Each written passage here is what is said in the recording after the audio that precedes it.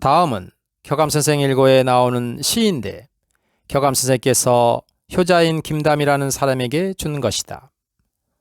초심보득 삼춘과 서미청고 백세사. 즉 불로초인 초의 마음은 삼춘, 즉 3년이 지나가야 판가름이 나서 깨닫게 되는구나. 이 글의 의미는 청고한 백세의 후세라도 나타나기를 바라던 성인인 것이다. 그렇다면 백세 후에라도 나타나기를 바라는 성인은 무슨 의미인가? 중용의 29장에 건저천지 이불패, 질저귀신 이무의, 백세이사 성인 이불옥, 질저귀신 이무의, 지천지, 백세이사 성인 이불옥 지인야. 하늘을 지극히 아는 데에는 귀신에게 물어보아도 의심이 없다 하고, 사람을 지극히 아는 데에는 백세 후에 성인을 기다린다고 해도 미혹됨이 없다고 하였다. 즉 지천, 지인에 대하여 지극히 아는 사람을 이르기를 성인이라고 하였다. 주자가 이르기를 지천, 지인, 지길이야. 그 하늘을 알고 그 사람을 아는 것이 그 리를 아는 것이라고 하였다. 다시 말하면 많은 유학자들이 후일에 하늘의 천명을 받들어 유교의 이상세계를 실현시킬 성인이 백세 후에라도 나타나길 간절히 의심 없이 기다려왔던 것이다. 그런데 그 백세 후에 나타날 성인을 교감선생은 초라고 하였으며, 또한 그 성인을 백세사라고 풀어 설명하였으며, 유학자들이 백세 후에라도 나타나기를 그렇게도 바라고 희망하던 성인이 누구라고 밝힌 것이다. 바로 그 성인 스스로가 천지이고 리인 것이다. 하나님의 아들인 궁을이 바로 천지인 것이다. 천지와 하나가 되는 성인이고 스스로가 리이고 도인 스승이라고 밝힌 것이다.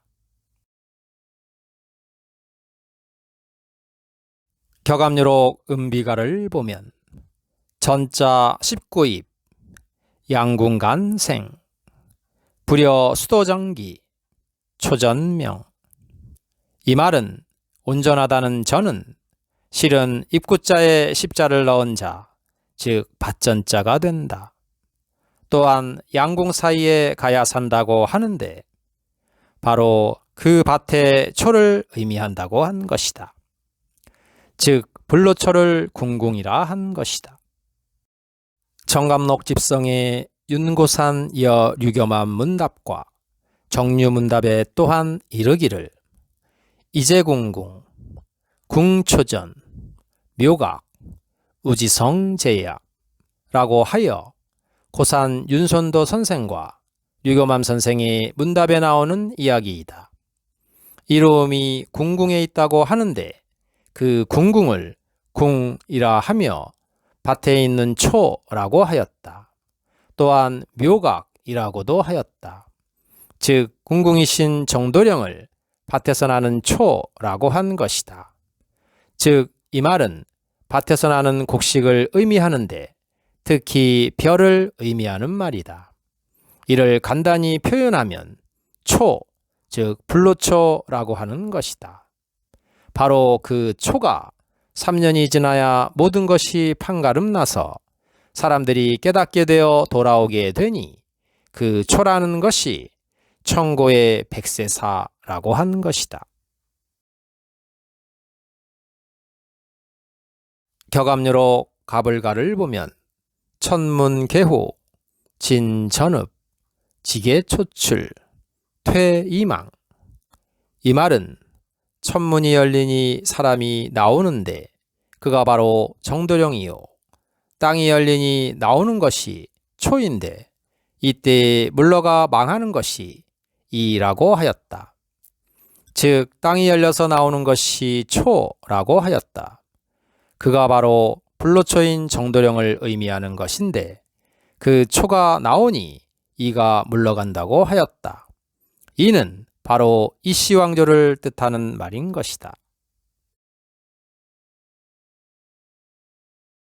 격압유록 해인가를 보면 진왕 한무 구하 불로초 불사약 어디에 있어 홍해 칠색 운무 중에 감노여우 해인이라. 즉 진시황과 한무제가 찾던 불로초 불사약이 어디 있는가. 무지갯빛 운무 중에 비와 같은 감노가 해인이라고 하였다. 바로 삼풍해인인 정도령을 불사약 불로초라 이른 것이다. 즉 초라는 것이 바로 정도령을 의미하는 것이다. 좀 더 깊이 이야기한다면 별을 뜻하는 말인 것이다. 그러면 밝히는 마당이 좀 더 자세히 밝힌다면 해월선생 문집 2권 14장 60편에 구중하처 일봉계 천자망망 인자시 욕장숙계 환삼대 강한동류 내불회 천자가 계신 구중이 어디인가. 하나의 인봉을 열어보니 하늘은 스스로 망망한데 사람은 스스로 의심하면서 미워하는구나.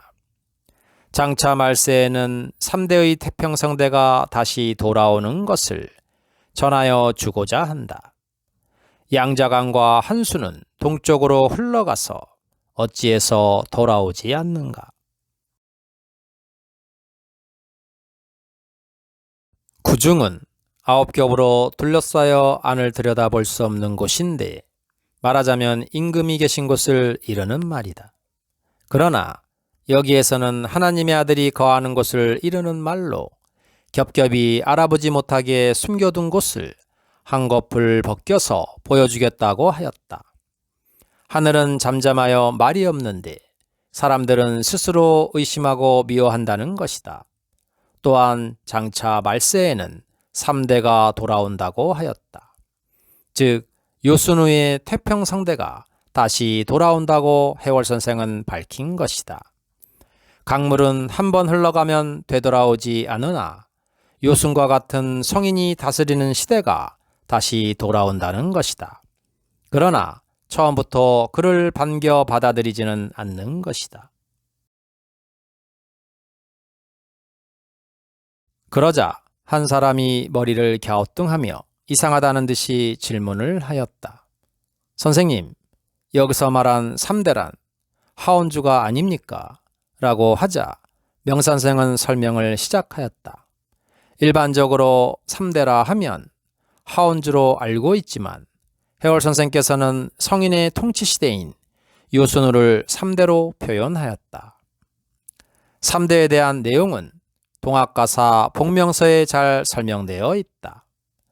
3대의 경천 좋은 예법 춘삼월로 정했으니 호시절을 깨달아서 명호산을 깨쳐보소.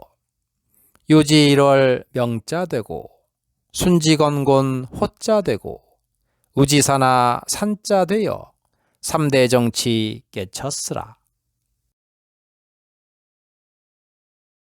또한 해월선생의 시 속에도 나와 있다.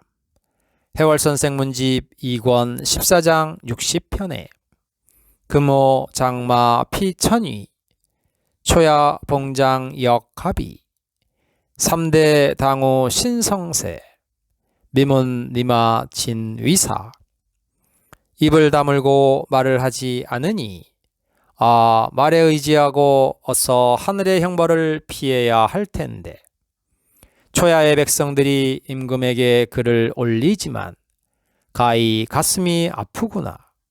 3대 즉 요순시대의 신성세계가 돌아오는데 어찌하여 아직도 스파레에 응거하여 계신 분을 찾아가서 속히 호소하지 않는가.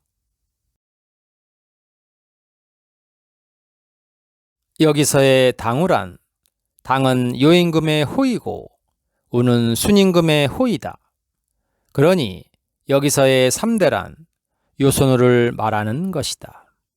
또한 말을 의지하고 하늘의 형벌을 피해야겠는데 세상 사람들이 임금, 즉 대통령에게 글을 올려 하소연하지만 가히 마음이 아프다고 하였다. 하소연한다고 될 것 같으면야 어찌 마음이 아프겠는가. 하지만 그렇지가 않다는 것이다. 또한 우리가 믿고 의지하여야 할 것이 말이라고 한 것이다. 그런데 이 말은 아무 말도 아니하고 침묵하고 있으니 말이다. 격암유록 초장의 탈루된 부분을 보면 마성, 마성, 하마성, 함구무원, 시마성, 구시화문, 삼촌설, 재겸질이 진마성. 말의 성질이란 무엇을 두고 하는 말이냐 하면 입을 다물고 말을 하지 않는 것이 말의 성질이라 하였다. 그 입이 화를 가져오는 문인데 새치의 혀끝 때문이라는 것이다. 그래서 입에 재갈을 물리는 이치가 있으니 그것이 진실로 말의 성질이라고 하였다. 하나님의 아들이 드러내지 않고 입을 다물고 있으니 어디 가서 하소연해 보아도 소용이 없다고 한 것이다. 나라의 임금, 즉 대통령에게 하소연해 보아도 비관적이고 뭐 이렇다 할 뾰족한 방법이 없다고 했다. 하늘의 형벌을 피하기는 피해야겠는데 말이다. 틀림없이 요순시대와 같은 신령스럽고 거룩한 세상이 와야 하는데 답답하니까 해월 선생이 가르쳐주는 것이다.